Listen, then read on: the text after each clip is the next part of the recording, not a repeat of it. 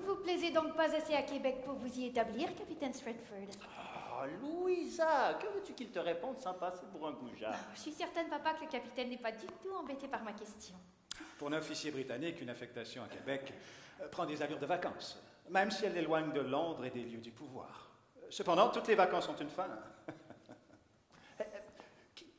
Quelques semaines après la bataille des plaines d'Abraham, en octobre 1759, la garnison anglaise comptait environ 7000 hommes. Ce nombre a été réduit à 3500 au mois de mai suivant.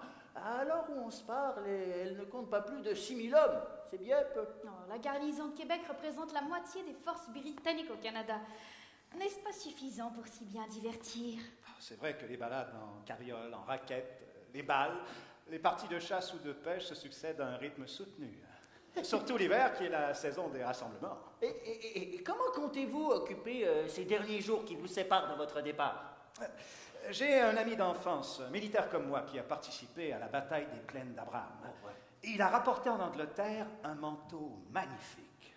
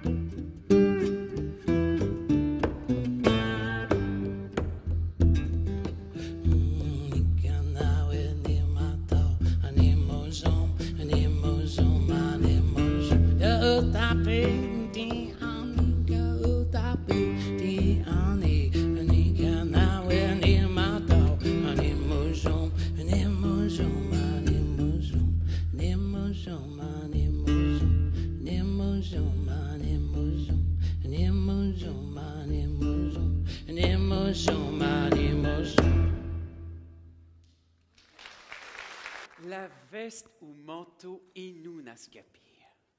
Il y a quelque chose de particulier avec cet objet. Je peux comprendre pourquoi on a choisi de le présenter comme trésor de la capitale. Lorsqu'on s'en approche, on voit facilement à quel point le travail de son cuir est extraordinaire. Puis juste à regarder comment elle a été décorée, on voit bien que la personne qui a fait les dessins n'en était pas à sa première œuvre. Oui, c'est assez évident. Cet objet a tout pour être convoité, du jour de sa fabrication jusqu'à aujourd'hui. Ah, mesdames et messieurs, je suis l'agent Justin Leblanc et je me permets de vous souhaiter la bienvenue à cette soirée des trésors de la capitale, au nom de la Commission de la capitale nationale du Québec et des musées de la civilisation. Monsieur Denis Delage, si j'ai bien compris, vous êtes historien et sociologue au département de sociologie de l'Université Laval et vous vous intéressez particulièrement aux échanges entre Amérindiens et Européens. Les Indiens, ou on disait même les sauvages, étaient des peuples sans feu, ni loi, ni foi, ni roi, ni. Donc des peuples du vide.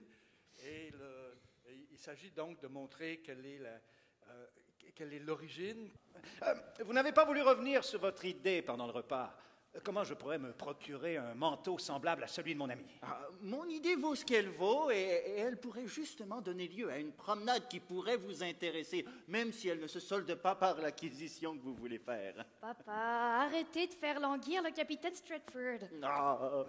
Comme je vous le disais, la région accueille des Indiens de tout l'est du pays. Sous le régime français, les rencontres et la distribution de présents faisaient partie des outils politiques utilisés par les colonies, par les autorités coloniales afin de s'attirer la fidélité des nations indiennes.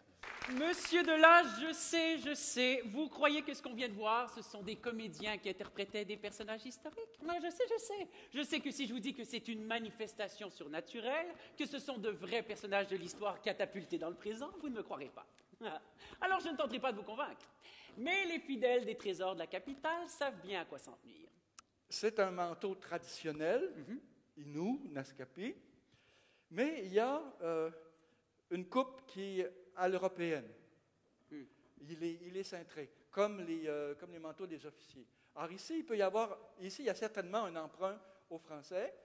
On peut dire peut-être seulement la mode, mais aussi quelque chose qui renvoie à ce dont je parlais à propos des épidémies. C'est-à-dire une manière de s'habiller un peu à la française pour échapper au malheur. Ensuite, commençons par souligner qu'il est extrêmement bien fait et qu'on peut dire qu'à l'époque, un bon mariage, c'était la rencontre d'un bon chasseur et d'une bonne couturière. Et les mythes disent qu'une bonne couturière, voyant encore le rapport avec les animaux, c'est une couturière qui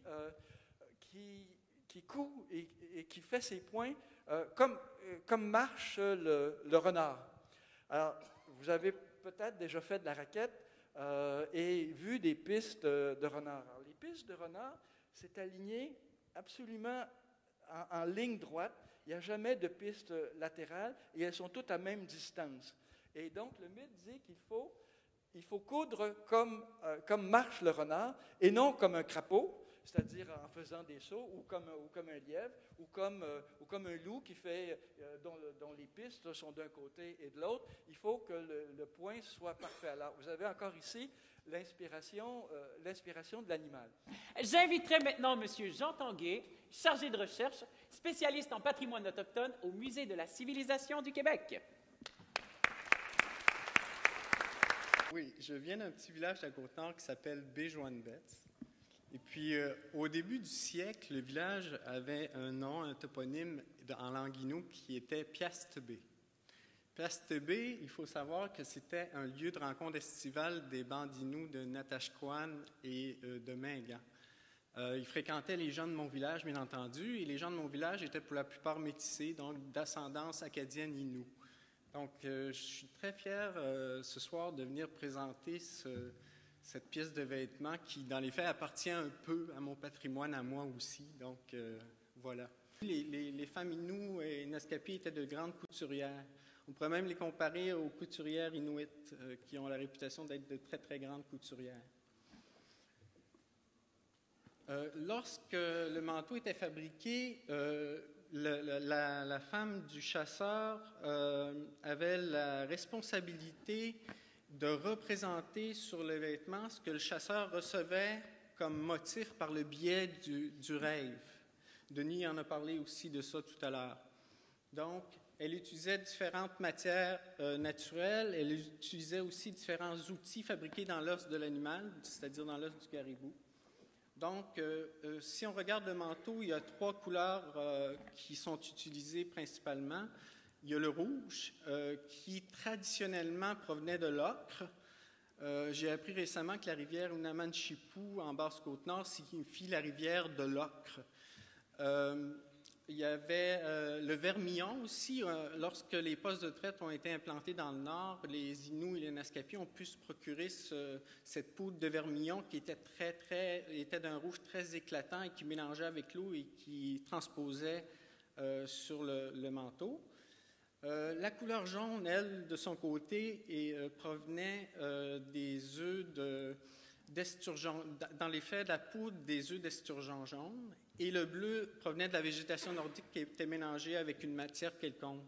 Donc, essentiellement, le bleu est une couleur très rare habituellement sur ce genre de manteau. Oui, il a beau avoir plus de 300 ans, il n'a rien perdu de sa fascination. Permettez-moi maintenant de remercier nos collaborateurs de ce soir. Monsieur Denis Delage, Monsieur Jean Tanguay, nos musiciens, Monsieur Florent Volant et Monsieur André Lachance. Et je me permets également de souligner l'excellent travail de Raphaël Posadas, qui, comme vous avez pu le voir sur votre programme, a remplacé à pied levé le comédien Jonathan Gagnon.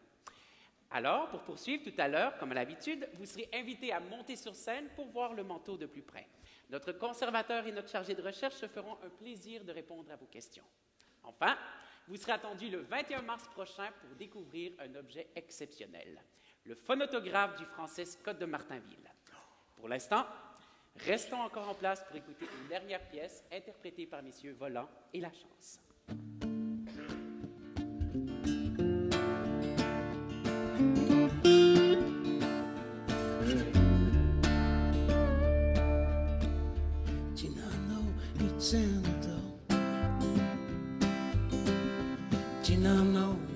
Dinano, Dinano, Awatata, Dinano, de mexicano, Dinano, de moção.